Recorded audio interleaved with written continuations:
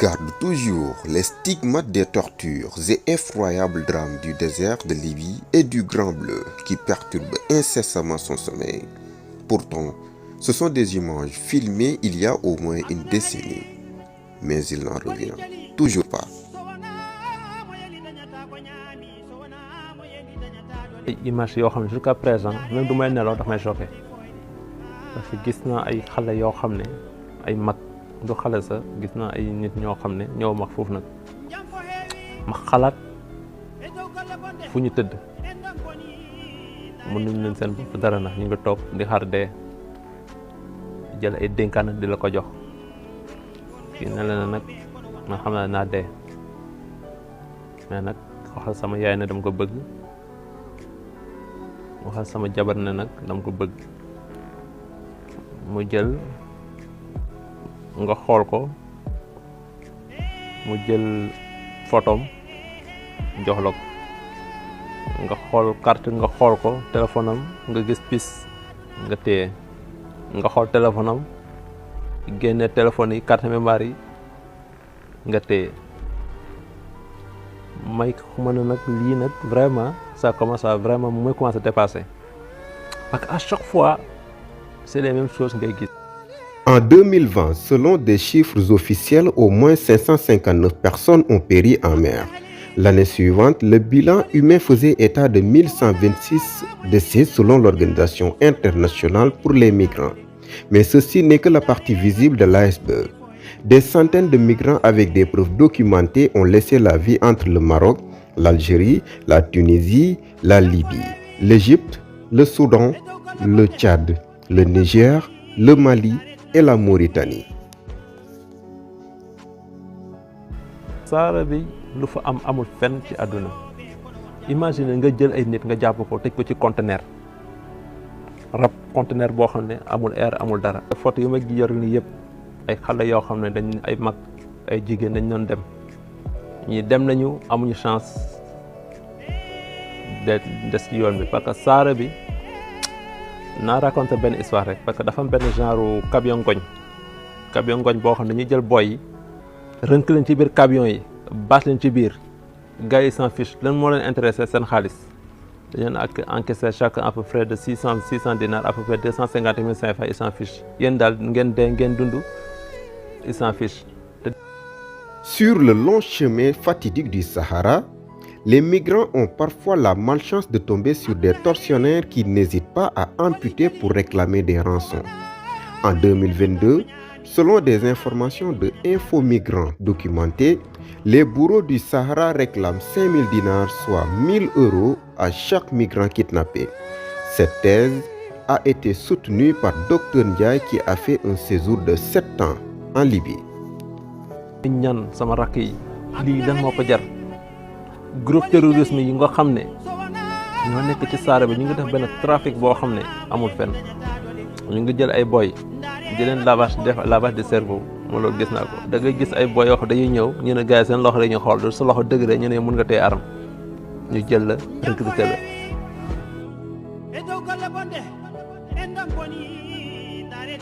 Imagine nga jël ay nit nga jàpp ko tëj ko ci conteneur rab conteneur boo xam ne amul air amul dara tëj ko ci conteneur hermétique tëj leen foofu nga daw te dooy daw dafa am da nga ragal ne ay groupe bandi attaqué leen encore ñu nga tëj fàtte nga leen ñoom ci biir conteneur la ñu nekk dee ay sax ñoo mujjee génn ci biir conteneur. Ils étaient au nombre de 22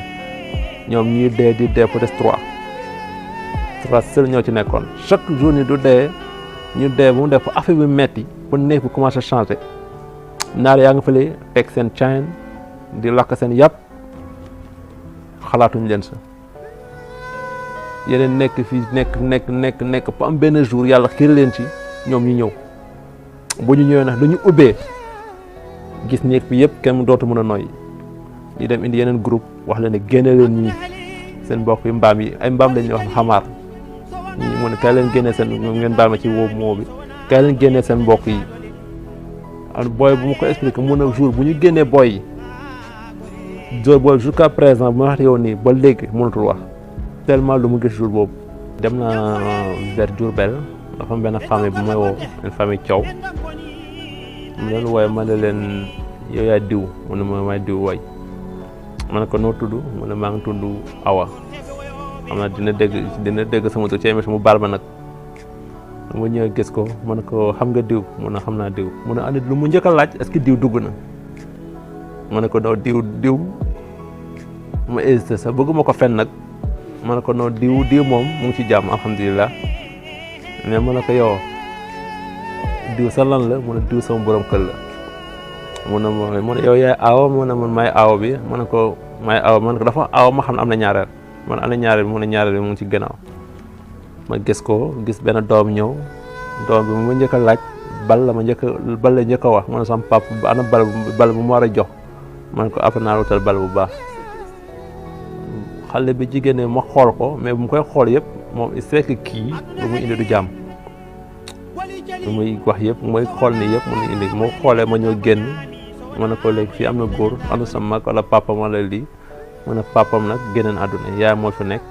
ak ñi jaayam yi ma ne ko léegi xaar ma dem ziyaare yaayam ma dem ziyaare mère bi fekk mère bi vraiment mère bu gëm yàlla sa mu ngi toog ñu ngi waxtaanante man vraiment kii de doo gisee muy génn bëgg ma dimbali rek man la gis nga ni ñu nekkee nii rek moo ko metti moo tax muy dem. Mamadou Ndiaye fait partie des Sénégalais très connus pour son patriotisme. Dès son arrivée en Libye, avec les privilèges que lui avait accordé le défunt guide libyen Mohamed Kadhafi, Ndiaye ménageait aucun effort pour apporter soutien aux migrants. gis na seen loxo dañ koy dagg ñii di ñëw di jooy ne di ñëw na di dee na ci yoon bi c'est que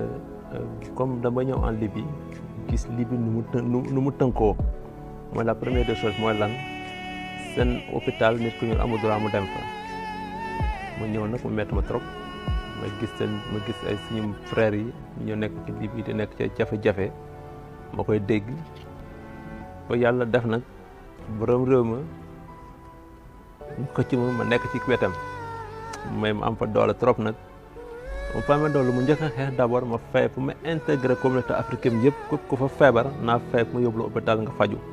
man la ñuy woo képp ku dee ci kër may dem jël ambulance jël la yóbbu la hôpital ñu faj la képp koo xam ne dee nga ma jël oto jël lépp lu war ci yow dem jël la woo ñaari ñetti ñu jël la julli la ñu dem jox la rob dalal la suñu borom mais nag lu ma gën a métti ci lu ma gis foofu mooy coono yi may gis sama frère yi ak sama mag yi ak sama yaay ak sama sœur di daj may wax ne est-ce que lii ut am jar na ko.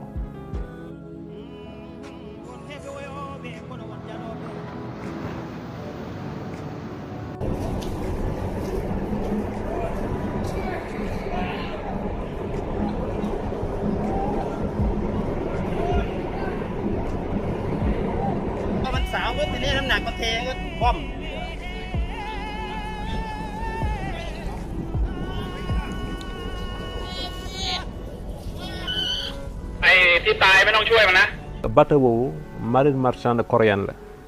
amuñu droit ñu secourir nit lu ñu am droit mooy lan ñu woote OIM ñu woote Croix-Rouge italienne Croix italienne bala muy ñëw il va falloir que moo seen procureur ñëw indi seen Croix-Rouge indi seen marine tamit bala ñuy ñëw dina ma 3 heures de temps su fekk ñu ngi ci ndox bi lu ñu mën daal mooy la lancer leen ay bal pour que ku mun a yëg na yëg même doo xoolee ci image yi am na benn xale bu jigéen mu ngay jooy mu ngay wax ne cey man sama doom la gisati mu ngi koy làkk en soose in cey même doo ko déglu bu baax mu ngi koy crier après def na même xale bu jigéen boobu sax xam naa ko même bu mu ñëwee gis naa ko dafa mujjee décédé mais ci image yi dañ ko gis ci image yi mu ngi yuuxu mu ne c'est ma doom yi dama leen gisati sama yaay dama ko gisati mu ngi koy làkk en soose.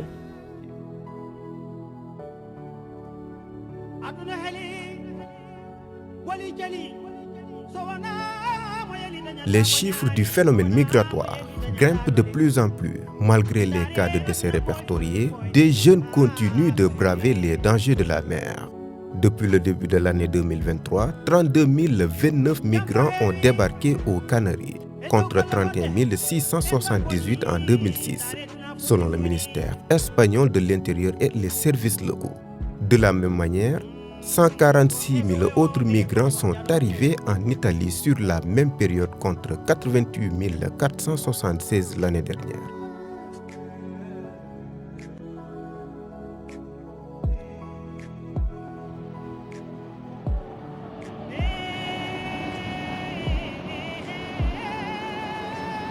Bargny, localité située sur la côte sud de la presqu'île du Cap-Vert, est l'un des points stratégiques d'embarquement pour certains migrants irréguliers. Depuis la reprise du phénomène migratoire, les départs se multiplient dans cette petite ville lébou, nichée entre Sendou et Rufisque. Si certains ont pu voir la terre ferme, le rêve d'Europe s'achève au fond des eaux pour les deux filles d'Ababacar Ndour. déglu ay nouvelles ñi naan dañu feebar ñi naan ñu ngi si hôpital yi ñi naan ñu ngi si fii ñun ñu toog di xaar jot nañu ay nouvelles yu bëri yoo xamante ni li ñu wax yëpp daanaka mën nañu wax ne lu si bëri fiable bi au dernier moment ki nga xamante ne moom la grand frère am yoroon gaal bi ñoom seet si guddi papa Khalifa ma ne ko waaw man de sama grand frère moo yore woon gaal gi moo tudd nangam man ko mun na ma nag moom moo ma yebaloon pour ma ñëw wax la ni la xale yi nga xamante ne ñoo faatu bi mu leen di xool daf si gis Alimatu sama doom man ko mun na ma bi mu ñëwee moom moo tikki la mu Alimatu takkal ko sama doom beneen bi man ma am yaakaar si na benn doom rek laa faatule ndakate renseignement bi c'est pas fiable amul ñoom xam nañ ne ñaari xale yi dem nañ di gën a rafet mooy ñu wax ñu ko méthode bi nekk benn.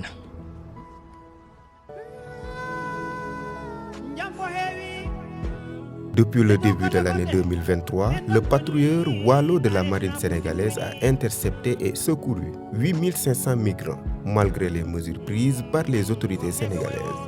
Les départs se multiplient de jour en jour. Parce que réew bu fekkee amul espoir réew moomu noonu tëdd fa guddi nelaw sax erreur la rawatina nga fay yeewoo parce que espoir moom mooy yor réew. waaw jàpp naa ne responsabilité bi du ma wax lépp waaye li ci ëpp mën nañu wax li ci ëpp bu dee bu mën nañu wax ni 95% wala 96% c'est les gouvernants parce que bu fekkee li nga xamante ni si moo di politique ñu war a teg pour mu mën a retenir jeunes yi loolu yëpp defuñ ci dara jeune tey nga jaar primaire jaar collège jaar dem ba université nga jaar def 16 ans ci sa carrière nga pare yow mënoo servir dara.